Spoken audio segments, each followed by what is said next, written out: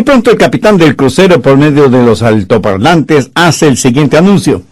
Distinguidos pasajeros, vamos a continuar con nuestro entretenimiento y nuestro chef ha prometido ricas sorpresas gastronómicas.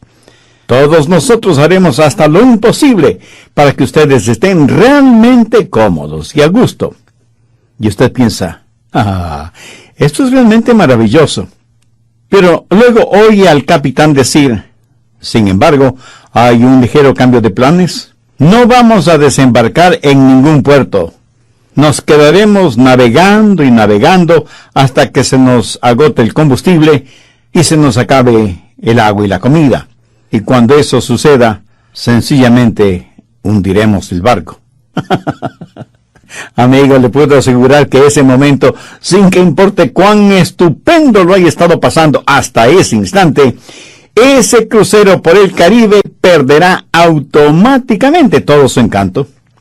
El momento que usted sabe que va a estar navegando sin ton ni son, sin llegar a ningún puerto, ya no le importará cuán rica es la comida, o cuán hermosa la música, o cuán divertido el entretenimiento, o cuán límpido el cielo azul, o cuán tranquilas las aguas del mar. Así que el anuncio del capitán en segundos eliminó cualquier gozo que hasta ese momento haya tenido. Se podría decir que el gozo del presente no elimina la realidad de que hay esperanza para el futuro. Veamos esto desde otro ángulo. Suponga que usted está en el hospital, sufre de intensos e insoportables dolores, y viene el doctor y le dice, mi amigo, le tengo buenas noticias. Aunque sus dolores continuarán por un tiempito más y todavía no podrá regresar a casa, la causa de su dolencia ha sido eliminada, y en unos pocos días más estará muy bien. Y desde ese momento será la esperanza la que le anime y le sustente. Ahora escúcheme. Vivimos en un mundo en donde mucha gente no tiene ninguna esperanza. Y no importa cuánto gocen, o cuántas cosas materiales posean, o cuán importantes e influyentes sean, si es que no tienen ninguna esperanza, son las personas más infelices del mundo. Pero si usted experimenta dificultades y pruebas, pero tiene lo que la Biblia llama la bendita esperanza, entonces usted saldrá adelante. Y eso es precisamente lo que Judas nos está dando en estos dos últimos versículos. Hasta ahora Judas ha pintado más bien un cuadro sombrío, pero gracias a Dios que al finalizar su epístola pinta un hermoso arco iris de esperanza sobre la oscura tempestad anterior. Y nos dice que como hijos de Dios podemos tener la bendita esperanza de que lo lograremos. Porque podríamos pensar al leer sobre los apóstatas que han abandonado la fe, que a lo mejor nosotros fracasaremos. Judas nos da 3 razones de por qué lo lograremos. Primero, la soberanía de Dios. Judas 24. Y aquel que es poderoso para guardaros sin caída. Aquí el apóstol está hablando de Jesucristo. En el verso 25 dice, al único y sabio Dios, nuestro Salvador, sea gloria y majestad, imperio y potencia, ahora y por todos los siglos. Amén. Todo esto hace referencia a la soberanía de Dios. La palabra soberanía no es una palabra que se use con frecuencia en nuestro hablar cotidiano. No nos referimos a ciertas personas como si fueran soberanas. Tal vez se la use en relación con algún rey o reina, pero es una buena palabra que se la usa frecuentemente en el lenguaje bíblico. Ahora, ¿qué significa soberanía en referencia a Dios? Que Él es el rey, y es un rey soberano. Es el único sabio Dios. Él puede hacer, pues, lo que quiera hacer. Por eso es Dios. Y todo lo que hace es bueno. Y la razón por la que usted y yo llegaremos a la meta no es porque nosotros podemos hacerlo, sino porque Él lo puede hacer. No es primordialmente nuestra responsabilidad, sino su habilidad para hacerlo. Veamos Efesios 3:20. Ya a aquel que es poderoso para hacer todas las cosas mucho más abundantemente de lo que pedimos o entendemos. Mi amigo, de eso es lo que estamos hablando. Hay tantos versículos bíblicos que confirman que Jesús es poderoso para salvar, para asegurar, para cuidar de cada uno de sus hijos, aún en tiempos de pruebas y dificultades. En nuestros días muchos que dicen ser creyentes tienen objeciones a que se predique acerca de la eterna seguridad del creyente, aunque eso esté claramente explicado en la Biblia. ¿Por qué? Porque dicen que esa es una enseñanza peligrosa. Mi amigo, la verdad puede ser dolorosa, pero jamás peligrosa. La mentira es peligrosa. Judas comienza su epístola y la concluye hablando de la seguridad del creyente, porque si así no lo hubiera hecho, lo que él dice entre el principio y final de su carta podría llevar a pensar a muchos que está hablando de creyentes que han perdido su salvación, o sea, apóstatas. Recuerde que un apóstata es alguien que ha recibido la verdad, ha rechazado esa verdad después de haberla tenido y comienza a burlarse de esa verdad y literalmente trata de reemplazar esa verdad con sus propias mentiras. Esa persona nunca ha sido salva. Una persona nacida de nuevo, nacida 2 veces, nunca puede perder su salvación, no porque se aferre a Dios, sino porque Dios la sostiene en sus manos. Veamos una vez más Judas 1. Judas, siervo de Jesucristo y hermano de Jacobo, a los llamados, santificados en Dios Padre y guardados en Jesucristo. Esto habla del insondable amor de Dios. Somos amados por Dios. Estamos seguros en el indescriptible amor de Dios por nosotros. En Juan 17, al orar, Jesús dijo, para que el mundo conozca que tú me enviaste y que los has amado a ellos como también a mí me has amado. ¿Cuánto le ama Dios? Dios le ama tanto como ama a su propio Hijo Jesucristo. ¿Sabe que los apóstoles no entendieron a cabalidad esto? Que Él es poderoso para cuidarnos, para que no caigamos, y para presentarnos sin mancha delante de su gloria. Dios hace las cosas de acuerdo a sus propios términos, y en la forma en que Él quiere hacerlas.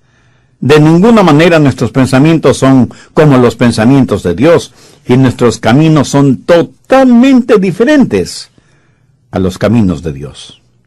En el Antiguo Testamento se relata la historia de cómo los israelitas eran mordidos por serpientes en el desierto como parte del juicio de Dios sobre ellos. ¿No cree usted que ellos oraron a Dios pidiéndole la eliminación de esas serpientes? Yo creo que sí. Pero Dios no eliminó a las serpientes. Pero en cambio le ordenó a Moisés el fundir una serpiente de bronce y ponerla en lo alto de una pértiga, para que todo el que fuere mordido por una serpiente y mirara a esa serpiente metálica, no perdiera la vida. Dios les dio una solución diferente a la que ellos pedían. Y nadie pensó que esa serpiente de bronce era un cuadro de Jesús en la cruz. No faltará quienes burlonamente pregunten, ¿y si Dios es tan poderoso, por qué no elimina al diablo? No, Dios no mata al diablo, pero en cambio puso a su Hijo, el Señor Jesucristo, en una cruz. Escúcheme, el cristianismo no es la sustracción de problemas de la vida, sino que es el aumento del poder para enfrentar esos problemas. Ese gran teólogo que fue San Agustín solía decir, Dios es un círculo infinito, cuyo centro está donde quiera, y su circunferencia en ninguna. Ahora, ¿qué quiso decir con eso? Que no hay ningún lugar en donde Dios no esté. Y cuando usted está en problemas o dificultades, Dios está ahí, en medio de sus problemas, con usted, para ayudarle a salir de esos problemas, o a entenderlos bajo los parámetros de Dios. Busque el Salmo 147, los versos 3 y 4. Él sana a los quebrantados de corazón y venda sus heridas. Él cuenta el número de las estrellas. A todas ellas llama por sus nombres. Recién la ciencia está descubriendo que hay más estrellas en el firmamento que granos de arena de todos los desiertos y todas las playas del mundo juntos. Y Dios llama a cada una de las estrellas por su nombre. ¿No es eso amorosamente extraordinario? Ahora, si Dios es tan poderoso para hacer eso, ¿no cree que Él tiene el poder para cuidarle, ayudarle y protegerle? Lo que Dios quiere hacer, lo hará. No por lo que nosotros somos, sino por quien Él es y por lo que Él ha prometido. Segundo, la seguridad de los santos. Judas 24.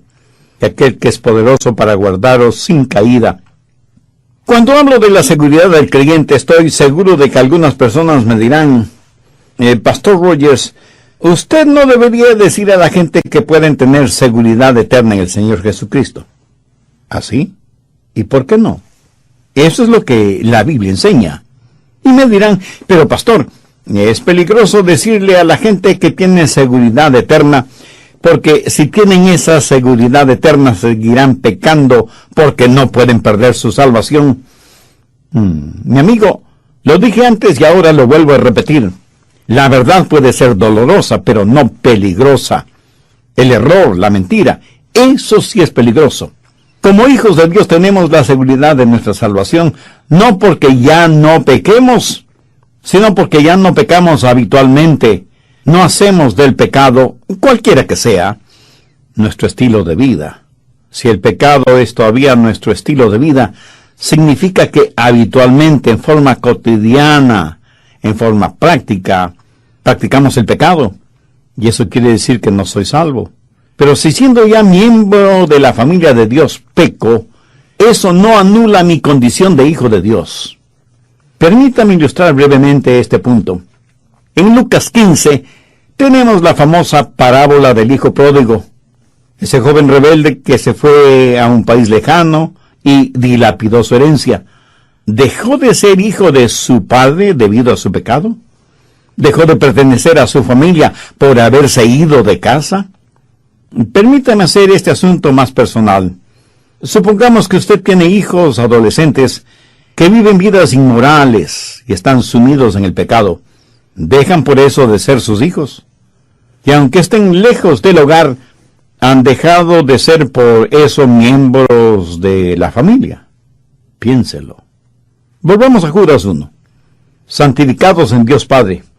Y ahora miremos un momento esas palabras, santificados. Aquí está hablando de creyentes vivos, santificados, o sea, separados para vivir un nuevo estilo de vida, para ser sal y luz sobre la tierra, para que nuestras vidas traigan honor y gloria a Dios, para que siendo miembros de la familia de Dios y aunque estemos en el mundo, no seamos parte del sistema mundano. Mire lo que dice Juan 3, versos 1 y 2. Mirad cuál amor nos ha dado el Padre para que seamos llamados hijos de Dios. Amados, ahora somos hijos de Dios, y aún no se ha manifestado lo que hemos de ser, pero sabemos que cuando Él se manifieste, seremos semejantes a Él, porque le veremos tal como Él es. Y aunque en estos versículos hay extraordinarias verdades y promesas relacionadas con la segunda venida del Señor Jesucristo, sobresale el incomparable, el insondable, el inexplicable amor de Dios por nosotros, sus hijos. El apóstol Juan parecía no encontrar más adjetivos calificativos para describir el amor de Dios. Y no le culpo. A mí me pasa frecuentemente lo mismo cuando trato de explicar el soberano y extraordinario amor de Dios, por quienes, al nacer dos veces, se vuelven miembros de la familia de Dios. Anote Romanos 8, los versos 38 y 39. Por lo cual estoy seguro que ni la muerte, ni la vida, ni ángeles, ni principados, ni potestades, ni lo presente, ni lo porvenir, ni lo alto, ni lo profundo, ni ninguna cosa creada nos podrá separar de Dios, que es en Cristo Jesús, Señor nuestro. ¿Está experimentando esa clase de amor en su vida? No estoy hablando del amor eros, eso abunda en el mundo. Hablo del amor ágape, que es lo que falta en el mundo. Para nuestra humana comprensión, el amor ágape es el amor que describe a Dios. Y usted no lo podrá tener a menos que haya una relación íntima y personal entre usted y Dios, por medio del Señor Jesucristo.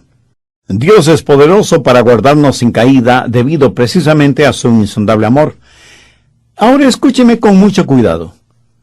Usted no puede hacer absolutamente nada para que Dios le ame más.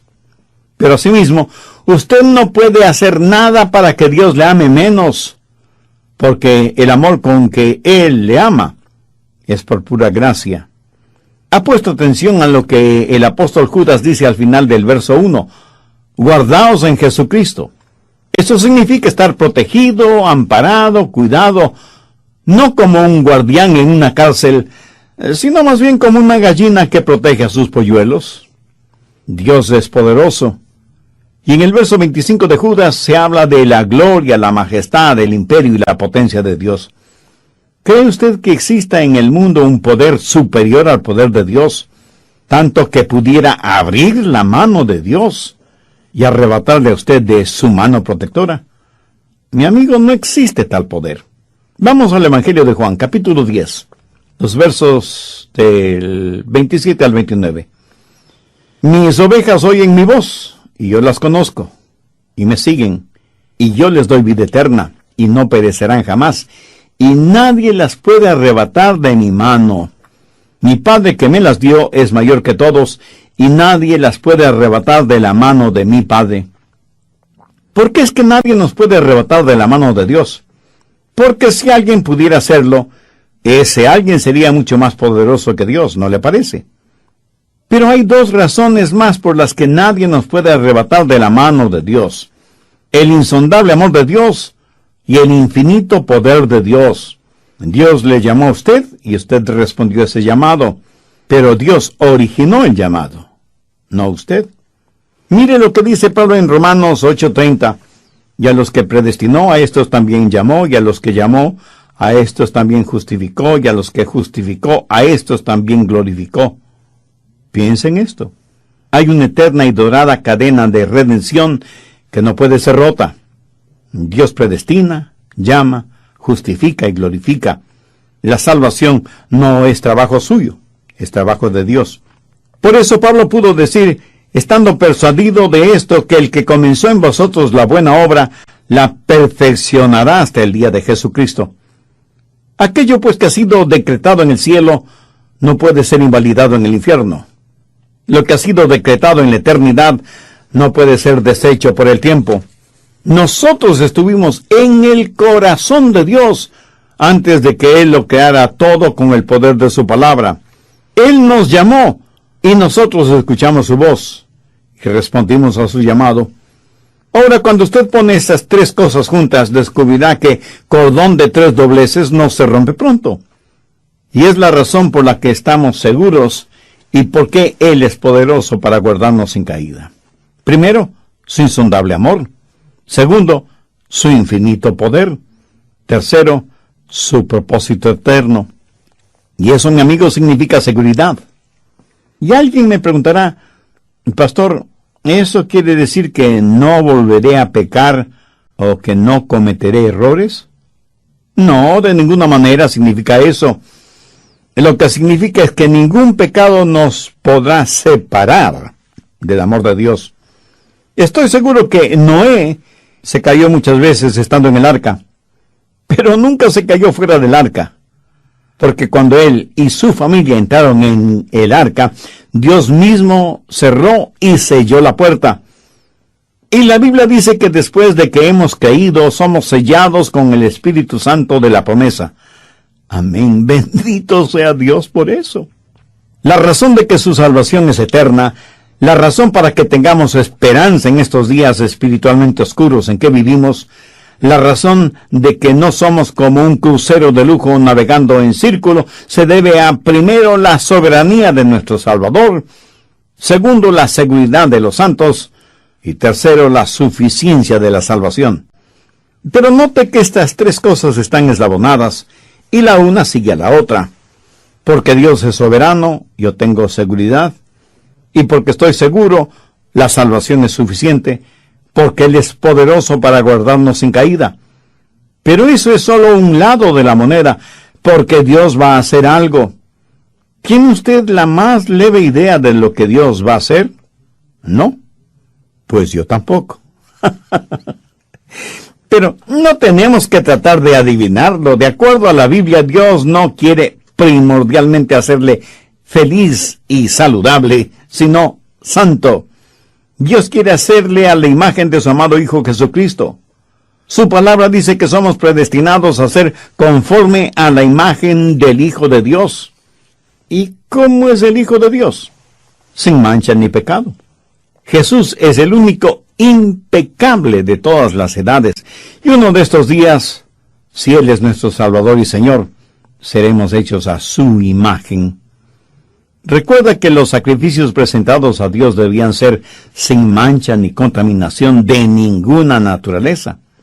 Esa es la misma idea cuando Pablo dice en Romanos 12:1, así que hermanos, os ruego por las misericordias de nuestro Señor Jesucristo, que presentéis vuestros cuerpos en sacrificio vivo, santo, agradable a Dios, que es vuestro culto racional. ¿Lo entiende? Ninguna cosa impura o manchada puede ser presentada a Dios como sacrificio. ¿Se puede imaginar el ser puro como Jesucristo lo fue? ¿Sabe que un día lo será? Un día usted será presentado a Él sin mancha, sin ninguna mancha. ¿A qué me refiero? Pues me refiero al rapto de la iglesia. Al tiempo de la segunda venida del Señor Jesucristo, cuando seremos cambiados, transformados. Ahora no somos sin pecado, pero ciertísimamente llegará el día cuando Él nos presentará como miembros de su novia, la iglesia, y en un abrir y cerrar de ojos seremos cambiados, seremos hechos puros, seremos sin mancha ni pecado, y seremos transformados como Él. En el proceso de su salvación hay 3 etapas muy importantes.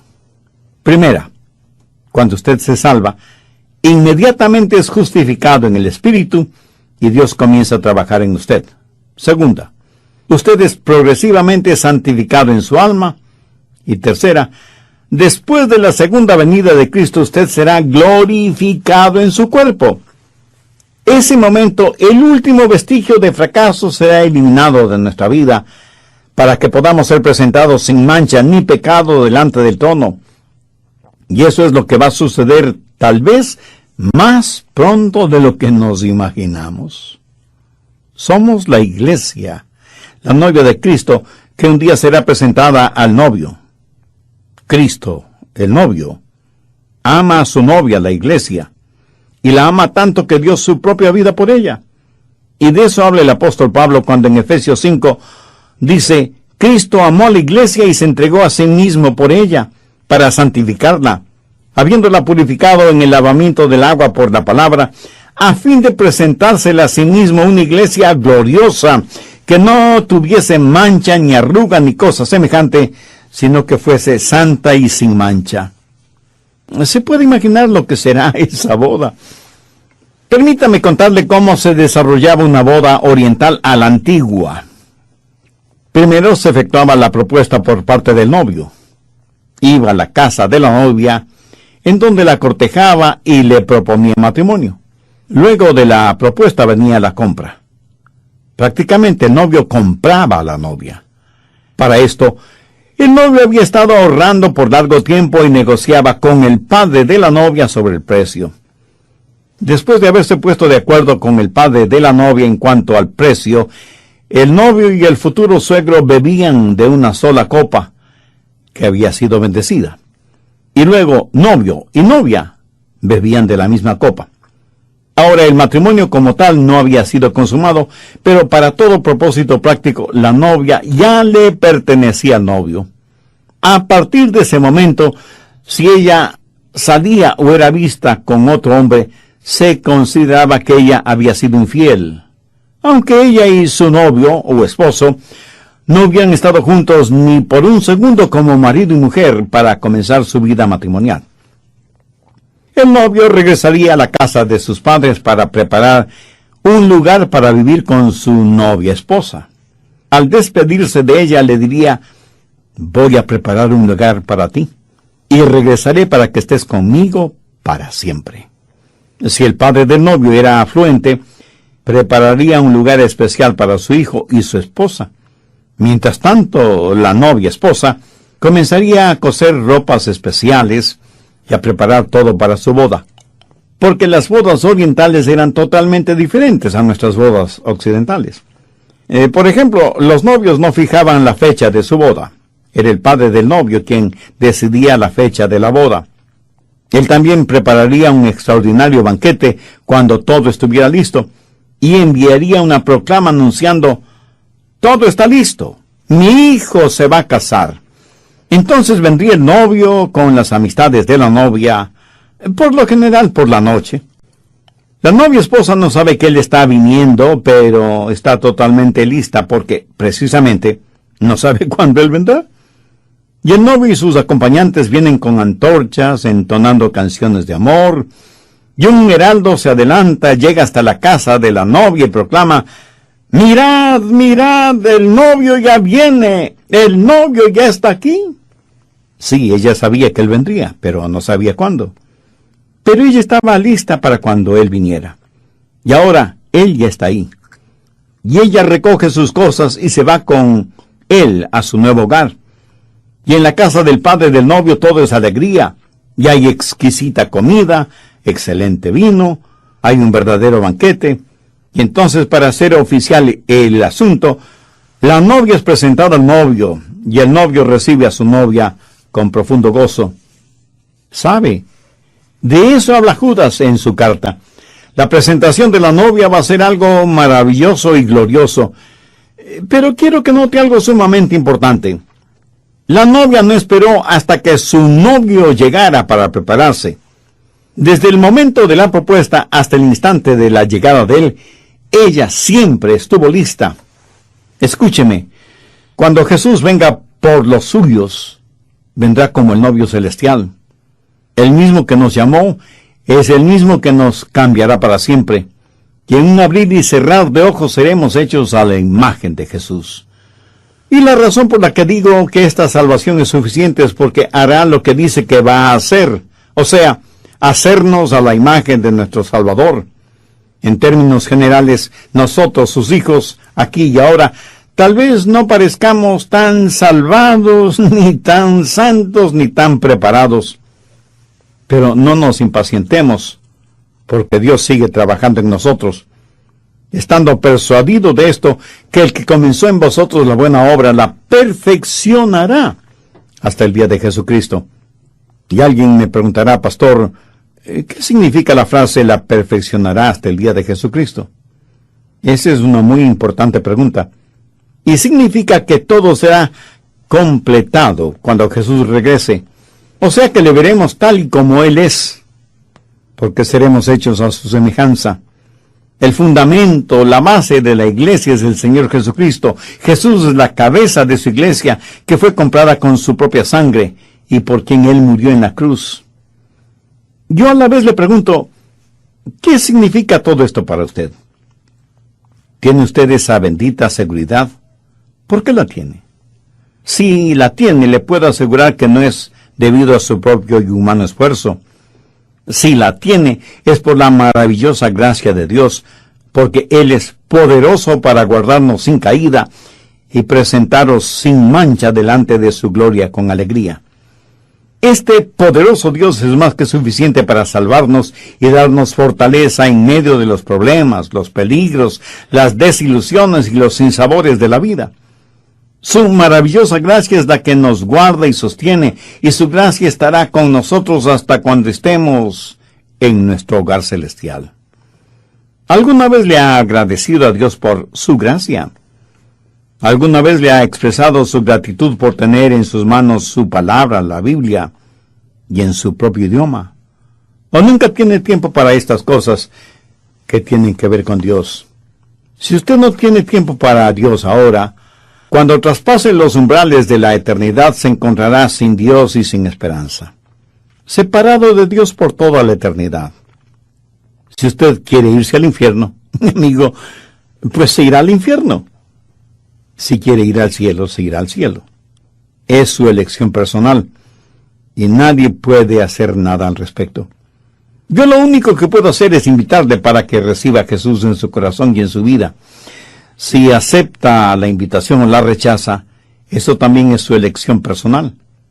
Pero si usted quiere hacer una decisión por Cristo, le invito a que ore conmigo una sencilla oración. Mi oración será únicamente para guiarle, pero usted ore con sus propias palabras, pero dígalas con fe, sinceramente, con convicción. Recuerde que Dios está más interesado en la motivación de su corazón que en su habilidad oratoria. Ore en voz alta o en voz baja, o silenciosamente en la intimidad de su ser.